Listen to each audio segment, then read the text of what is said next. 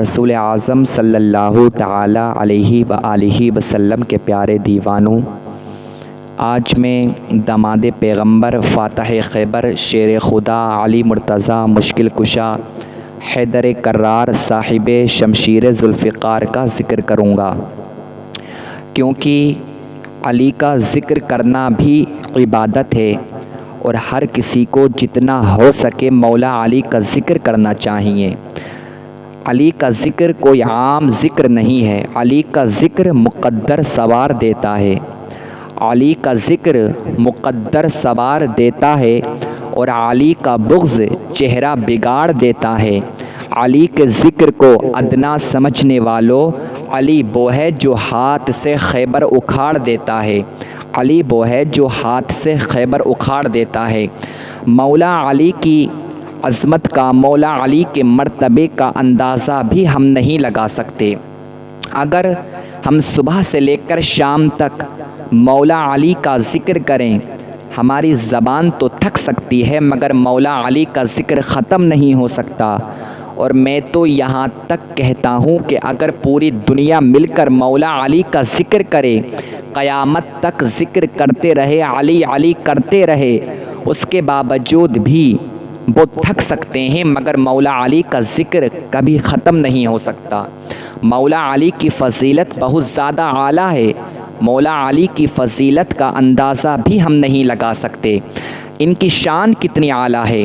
حضرت سیدنا ابو سعید خدری رضی اللہ تعالی عنہ ارشاد فرماتے ہیں کہ جب ہم کسی محفل میں جاتے تھے اور ہمیں پتہ نہیں چلتا تھا کہ کون مومن ہے اور کون منافق ہے، تو ہم اپنے جلسے میں علی علی کا نعرہ لگا دیتے۔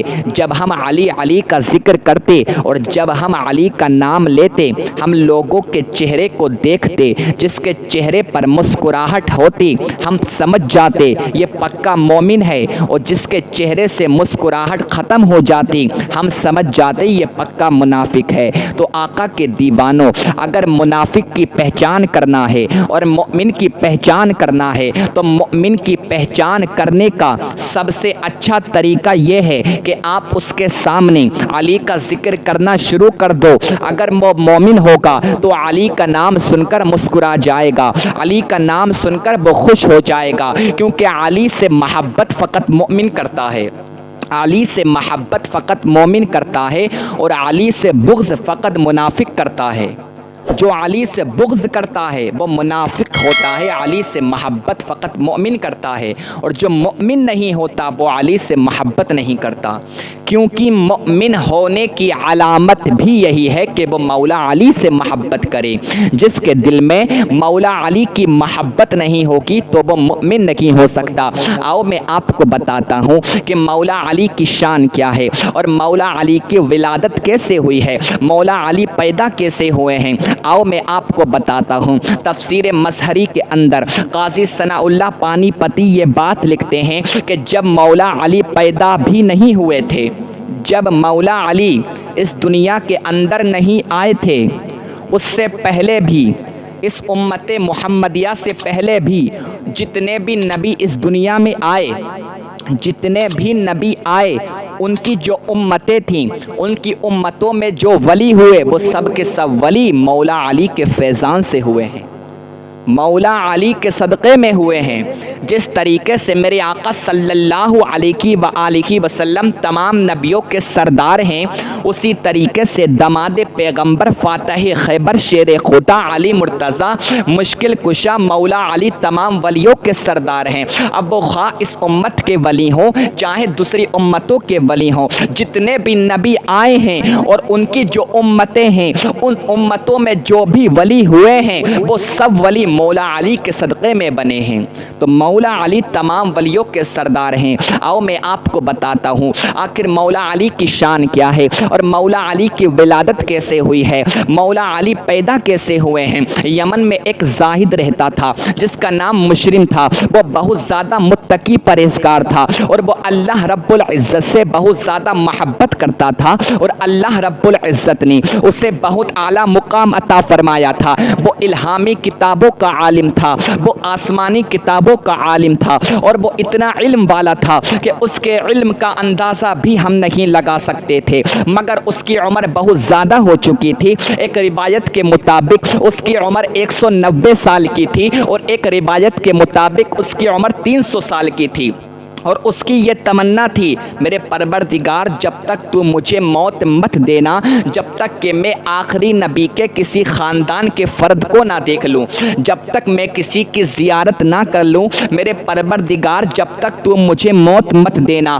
اب انہی دنوں ابو طالب یمن میں چلے جاتے ہیں، اور جب ابو طالب یمن پہنچے، اس زاہد یمن نے ابو طالب کو دیکھا، دیکھتے ہی ابو طالب سے بولا آپ کون ہیں اور آپ کہاں سے آئے ہیں؟ ابو طالب نے کہا میں مکہ کا رہنے والا ہوں۔ جب اس زاہد نے اتنا سنا کہ میں مکہ کا رہنے والا ہوں، وہ زاہد یمن خوش ہو گیا، اور اس نے سوچا لگتا ہے میری تمنا پوری ہو گئی۔ اب وہ زاہد یمن بولا تم کون ہو اور تم کس قبیلے سے تعلق رکھتے ہو، تمہارا نام کیا ہے؟ ابو طالب نے کہا میرا نام ابو طالب ہے، اور میں مکہ کا رہنے والا ہوں، اور جس قبیلے سے میرا تعلق ہے وہ بنو ہاشم بن عبد مناف سے میرا تعلق ہے۔ جب اس زاہد یمن نے اتنا سنا، اس نے آگے بڑھ کر ابو طالب کو سینے سے لگا لیا، اور وہ زاہد یمن کہنے لگا میں نے آسمانی کتابوں میں پڑھا تھا کہ عبد المطلب ہوں گے، اور عبد المطلب کے 2 پوتے ہوں گے،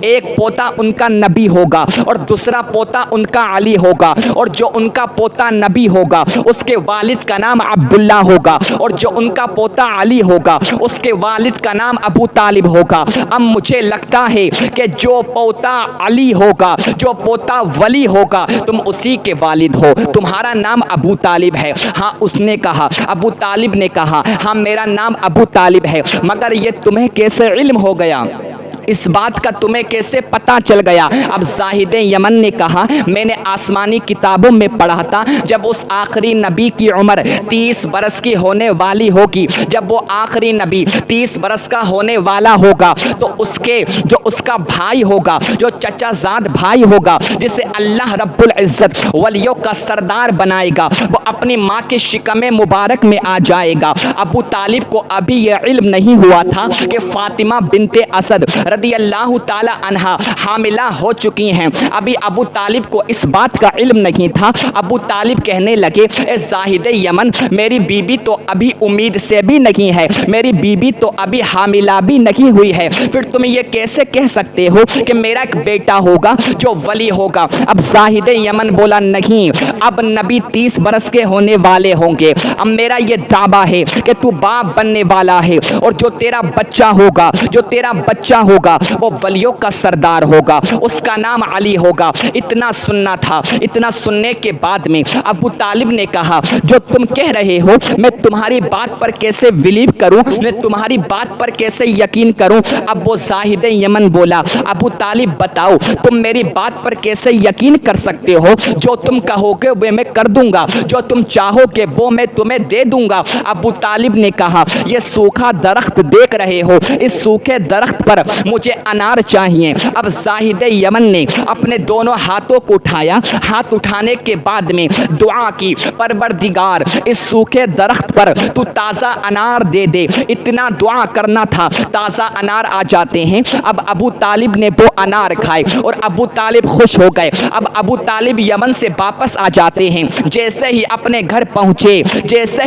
گھر پہنچے اور فاطمہ بنت اسد سے ملاقات ہوئی، بولے فاطمہ تجھے مبارک ہو، تو بچے کی ماں بننے والی ہے۔ عورت کو تو معلوم ہوتا ہے جب کوئی عورت ماں بننے والی ہوتی ہے، مگر اس کے شوہر کو ایک دم پتہ نہیں چلتا ہے جب تک کہ عورت اپنے شوہر کو نہ بتا دے، مگر ابو طالب کو پتہ چل گیا۔ اب فاطمہ کہنے لگی ابو طالب آپ کو کیسے علم ہو گیا، آپ کو کیسے پتہ چلا؟ تو ابو طالب نے پوری داستان سنائی۔ ابو طالب نے سب بتایا کہ ایک زاہد یمن ملا تھا، اس زاہد یمن نے مجھ سے یہ کہا تھا ابو طالب طالب تو اس بچے کو جنم دینے والا ہے جو بچہ ولیوں کا سردار ہوگا، تو اس بچے کو جنم دینے والا ہے، وہ بچہ اتنا اعلیٰ ہوگا کہ جس کے لیے دعا کر دے گا تو اللہ رب العزت اس کا مرتبہ بھی بہت اعلیٰ کر دے گا۔ تو اس بچے کو جنم دینے والا ہے جس کے نام لینے سے بگڑیاں بنیں گی، جس کے نام لینے سے مصیبتیں ٹل جائیں گی۔ زاہد یمن نے یہ کہا تھا، حضرت فاطمہ بنت اسد نے کہا ہاں آپ صحیح کہہ رہے ہیں، میں ایک بچے کی ماں بننے والی ہوں۔ اللہ اکبر۔ جب مولا علی فاطمہ بنت اسد کے شکم مبارک میں آ جاتے ہیں، آپ مرتبہ دیکھیں مولا علی کی شان کیا ہے، مولا علی کا مقام کیا ہے، مولا علی کا مرتبہ کیا ہے۔ جس وقت مولا علی فاطمہ بنت اسد کے شکم مبارک میں تھے اور جب میرے سرکار کبھی تشریف لاتے تو فاطمہ بنت اسد ان کے استقبال کے لیے کھڑی ہو جاتی۔ ابو طالب نے دیکھا کہ آج سے پہلے تو فاطمہ کبھی سرکار دو عالم صلی اللہ علیہ وآلہ وسلم کے لیے کھڑی نہیں ہوتی تھی، اب کیا ہو گیا کہ فاطمہ محمد عربی کے لیے کھڑی ہو جاتی ہے، اور ابھی کسی کو یہ معلوم نہیں ہے کہ یہ آخری نبی ہے، کیونکہ آقا صلی اللہ علیہ وآلہ وسلم نے اپنی نبوت کا اعلان جو کیا ہے وہ 40 سال کی عمر میں کیا ہے، مگر فاطمہ خود کھڑی نہیں ہوتی تھی۔ مولا علی جو شکم مبارک میں تھے، مولا علی زور لگاتے تھے تو فاطمہ استقبال کے لیے کھڑی ہو جاتی تھی۔ اللہ اکبر۔ ایک مرتبہ ابو طالب نے سوچا اب محمد عربی میرے گھر تشریف لائیں گے تو فاطمہ کھڑے ہونے کی کوشش کرے گی تو میں فاطمہ کو کھڑے ہونے نہیں دوں گا۔ اللہ اکبر۔ اب میرے آقا صلی اللہ علیہ وآلہ وسلم فاطمہ بنت اسد کے گھر میں تشریف لاتے ہیں تو ابو طالب نے حضرت فاطمہ بنت اسد کے کندھوں پر ہاتھ رکھ دیا کہ آج میں فاطمہ بنت اسد کو کھڑے ہونے نہیں دوں گا، مگر وہ شیر خدا دماد پیغمبر اللہ اکبر مولا علی کی طاقت کا کون اندازہ لگا سکتا ہے؟ ابھی مولا علی پیدا بھی نہیں ہوئے ہیں، ابو طالب نے زور لگایا مگر مولا علی نے شکم مبارک کے اندر ہی اپنی طاقت کا یوز کیا تو ابو طالب کی طاقت ہلکی پڑ گئی مولا علی کی طاقت کے سامنے، اور فاطمہ بنت اسد کھڑی ہو جاتی ہیں آقا کے استقبال کے لیے۔ یہ شان ہے مولا علی کی، یہ شان ہے، یہ فضیلت ہے مولا علی کی۔ اللہ اکبر۔ جب 9 ماہ گزر گئے اب حضرت فاطمہ بنت اسد کعبۃ اللہ کے پاس میں جاتی ہیں، کعبے کے پاس میں جاتی ہیں اور وہاں پر کھڑے ہو کر یہ دعا کرتی ہیں، میرے پروردگار میں تجھ پر ایمان رکھتی ہوں، میں تیرے رسولوں پر ایمان رکھتی ہوں، میں تیری کتابوں پر ایمان رکھتی ہوں، میں سب کچھ پر ایمان رکھتی ہوں۔ اے میرے پروردگار جو میرے پیٹ میں بچہ ہے، جب وہ میرا بچہ پیدا ہو اس کے پیدا ہونے میں تو آسانی عطا فرما۔ مولا تجھے اپنے رسولوں کا واسطہ، مولا تجھے اپنے حبیبوں کا واسطہ۔ اتنا کہنا تھا، اتنا کہنا تھا، کعبے کی دیوار پھٹتی ہے اور حضرت فاطمہ بنت اسد رضی اللہ تعالی عنہا کعبے کے اندر جاتی ہیں۔ کچھ لوگ وہاں پر موجود تھے، انہوں نے یہ سوچا لگتا ہے فاطمہ بنت اسد کعبے کے اندر قید ہو چکی ہیں، فاطمہ بنت اسد کعبے کے اندر جا چکی ہیں۔